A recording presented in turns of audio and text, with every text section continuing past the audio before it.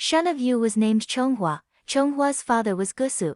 Gusu's father was Qiaoniu. Qiaoniu's father was Juwang. Juwang's father was Jinkang. Jinkang's father was Cheongchan. Cheongchan's father was Emperor Zhuanqiu. Zhuanqiu's father was Changyi. From him to Shun, we have 7 generations. From Cheongchan to Emperor Shun, they were all insignificant common people. Shun's father, Gusu, was blind, and his mother having died, Gusu married again and had a son, Xiang, who was arrogant. Gusu loved his second wife, and frequently tried to kill Shun, who avoided him. When he made slight mistakes he was punished, yet he obediently served his father, stepmother, and brother, and was day by day generous, careful, and never negligent. Shun was a native of Jizhou, plowed on Li Mountain, fished in Thunder Lake, made pots on the bank of the river, fashioned various articles at Shouqiu, and went now and then to Fuxia. Shun's father, Gusu, was unprincipled, his mother insincere, and his brother, Xiang, arrogant. They all tried to kill Shun, who was obedient, and never by chance failed in his duty as a son, or his fraternal love. Though they tried to kill him they did not succeed, and when they sought him he got out of the way. When Shun was 20 years old he was noted for his filial piety, and when he was 30 the Emperor Yao asked if he was fit to reign. The presidents united in bringing Shun of Yu forward as an able man, so Yao gave him his 2 daughters in marriage in order to observe his conduct at home, and bade his 9 sons put him in charge of a post so as to note his behavior abroad. Shun lived within the bend of the Kei River, and was especially careful.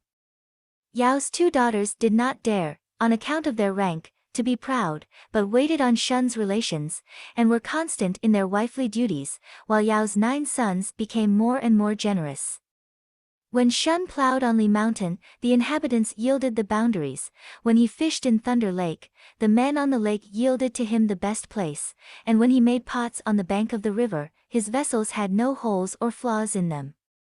If he dwelt in a place for a year he formed an assemblage, in 2 years it became a town, and in 3 a metropolis. Yao gave Shun clothes made of fine grass cloth, and a lute, and built him a granary and shed for his oxen and sheep.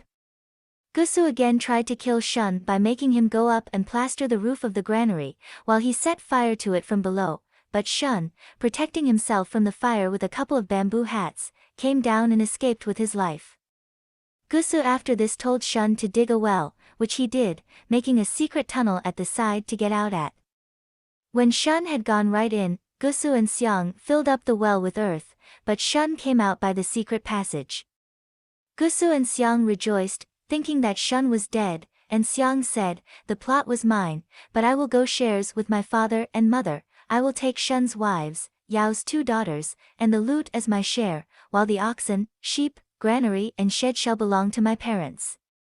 He remained, however, in Shun's house playing on the lute, and when Shun went thither Xiang, startled and not well pleased to see him, said, "I was just thinking of you, and getting very anxious." "Quite so," said Shun, "and so you possessed yourself of all these things." Shun again served Gusu, loved his brother, and was still more careful in his conduct. Yao thereupon tested Shun as to the 5 cardinal rules, and the various officers were under control. In former days the Emperor Gaoyang had 8 talented sons, the world benefited by them, and they were called the 8 benevolent ones. The Emperor Gaoxin had also 8 talented sons, and men called them the 8 virtuous ones. Of these 16 men after ages have acknowledged the excellence, and not let their names fall to the ground.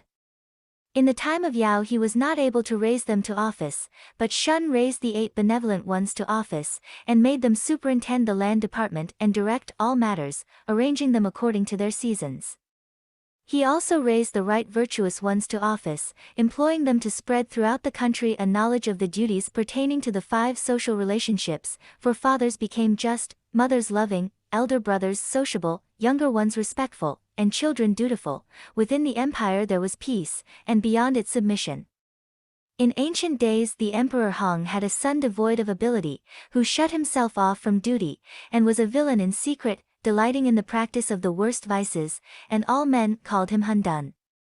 Xiaohao had a descendant devoid of ability, who overthrew good faith, hated loyalty, extolled specious and evil talk, and all the people called him Cheongji. Zhuanxu had a son devoid of ability, who would receive no instruction and acknowledge no good words, and all the people called him Taowu. These 3 men everyone was distressed about until the time of Yao, but Yao could not send them away.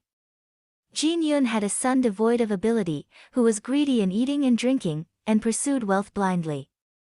All the people called him Tao Tai, hated and compared him to the 3 other wicked men. Shun received visitors at the 4 gates, but banished these 4 wicked ones to the 4 borders of the empire to manage hobgoblins, and those at the 4 gates rightly said there were no wicked men among them. Shun went to the great plains at the foot of the mountains, and, amid violent wind, thunder, and rain, did not go astray.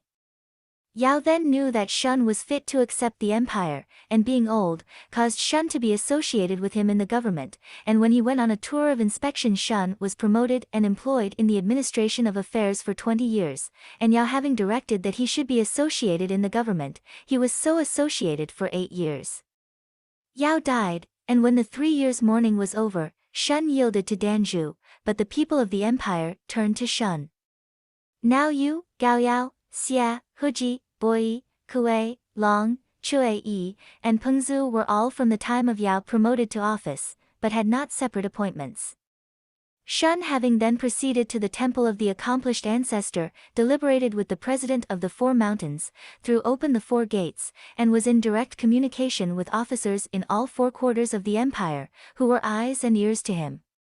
He ordered the 12 governors to talk of the emperor's virtue, to be kind to the virtuous, and keep the artful at a distance, so that the barbarians of the south might lead on one another to be submissive. He said to the president of the 4 mountains, "Is there anyone who can vigorously display his merits, aud beautify Yao's undertakings, and whom I can make prime minister?" They all said, "There is Baron Yu, the superintendent of works, he can beautify the emperor's labors." Shun said, "Ah. Yes, you have put in order the water and the land, but in this matter you must exert yourself." Yu did obeisance with his head to the ground, while declining in favor of Ho Ji, Xia, or Gao Yao. Shun said, "Yes, but do you go and set about it?" Shun said, "Qi, the black-haired people begin to be famished. Do you, Prince Millet, sow in their seasons the various kinds of grain." He also said, "Xia, the people do not love one another, and the 5 orders of relationship are not observed. You, as Minister of Instruction, must carefully diffuse abroad those 5 lessons of duty, but do so with gentleness." He also said, "Gao Yao, the southern barbarians are disturbing the summer region, while robbers, murderers, villains, and traitors abound. Do you, as Minister of Crime, exercise repression by use of the 5 kinds of punishment, for the infliction of which there are 3 appointed places, and the 5 banishments with their several places of detention, and the 3 degrees of distance. Be intelligent and you will inspire confidence." Shun said, "Who can direct the workmen?" They all said, "Chui can do it," so he made Chui Minister of Works. Shun said, "Who can superintend my uplands and lowlands, pastures and woods, birds and beasts?" They all said, "Yi is the man," so Yi was made imperial forester. Yi did obeisance with his head to the ground, and declined in favor of the officials Fur, Tiger, Black Bear, and Grizzly Bear. Shun said, "Go and act harmoniously." Fur, Tiger, Black Bear, and Grizzly Bear were accordingly his assistants. Shun said, "Ah. President of the 4 mountains, is there anyone who can superintend the 3 ceremonies?" They all said, "Baron Yi is the man." Shun said, "Ah. Baron Yi, I will make you a ranger of the ancestral temple. Day and night be careful, be upright, be pure." Baron Yi declined in favor of Kuei or Long, but Shun said, "Let it be so," and made Kuei director of music and teacher of youth. Be straightforward and yet mild, lenient and yet stern, firm, yet not tyrannical, impetuous, yet not arrogant. Poetry gives expression to the thought, and singing is the prolonged utterance of that expression. Notes accompany that utterance, and are harmonized themselves by the pitch pipes. The 8 kinds of instruments can be adjusted, so that one shall not take from or interfere with another, and spirits and men are thereby brought into harmony. Kuei said, "Oh. I smite the stone. I tap the stone, and the various animals lead on one another to dance. Shun said, Long, I dread slanderous speakers and injurious deceivers, who agitate and alarm my people. I appoint you minister of communication. Day and night you will issue and receive my orders, but be truthful. Shun said, Ah! You 22 men, be reverent, and you will aid in their proper seasons the undertakings of heaven. Every 3 years there was an examination of merits, and after 3 examinations there were degradations and promotions both far and near. The people's labors generally prospered, while the people of the 3 Miao tribes were divided and defeated. These 22 all completed their labors. Gao Yao was chief minister of crime, and the people were all subservient and obtained his genuine services. Boyi was director of ceremonies, and both upper and lower classes were retiring. Chue was head workman, and the various kinds of work were successfully accomplished. Yi was head forester, and hills and swamps were brought under cultivation. Qi was director of agriculture, and the various crops ripened in their seasons. Xia was minister of instruction, and the people were friendly together. Long superintended the foreign department, and men from afar arrived. The 12 governors did their duty, and the people of the 9 provinces did not dare to rebel. But Yu's labors consisted in making great cuttings through the 9 hills, making thoroughfares through the 9 swamps, deepening the 9 rivers, and regulating the 9 provinces, each of which by their officials sent tribute, and did not lose their rightful dues. In a square of 5,000 li he reached the wild domain. To the south he governed Annam, on the north he reduced the western Rong tribes, Shiji, Chuso, and the Chang of Di, on the north the hill Rong tribes, and the Shishan, and on the east the tall island barbarians. All within the 4 seas were grateful for Emperor Shun's labors, and Yu then performed the 9 tunes, and the result was that strange creatures and phoenixes flew to and fro. Men of illustrious virtue in the empire began from the days of Emperor Shun of Yu. When Shun was 20 years of age he was noted for his filial piety. At 30 Yao raised him to office, at 50 he assisted in the administration of imperial affairs, when he was 58 Yao died, and when he was 61 he sat on the imperial throne in Yao's stead. After he had occupied the imperial throne 39 years, he went on a hunting expedition to the south, died in the desert of Kanggu, and was buried at a place called Lingling in the Jui Range in Jiangnan province. After Shun had come to the throne, and was flying the imperial flag, he went to pay a visit to his father, Gusu, and addressed him in a grave and respectful manner, as a son should do. He raised his brother Xiang to the rank of prince. Shun's son Shangjun was also degenerate, so that Shun, being prepared, recommended Yu to the notice of heaven, and 17 years later he died. When the 3 years' mourning was over, Yu also yielded to Shun's son, just as Shun had yielded to Yao's son, but the princes gave their allegiance to Yu, and he thereupon came to the imperial throne. Yao's son Danzhu, and Shun's son Shangjuan, both held territory so that they might be enabled to perform sacrifices to their ancestors. They paid the due observances, such as religious ceremonies and music, and they went to the audiences as the emperor's guests. The emperor did not dare, without due notification from his ministers, to act on his own responsibility. From Huangdi to Shun and Yu all the sovereigns had the same surname, but different dynastic appellations, and so displayed their illustrious virtue.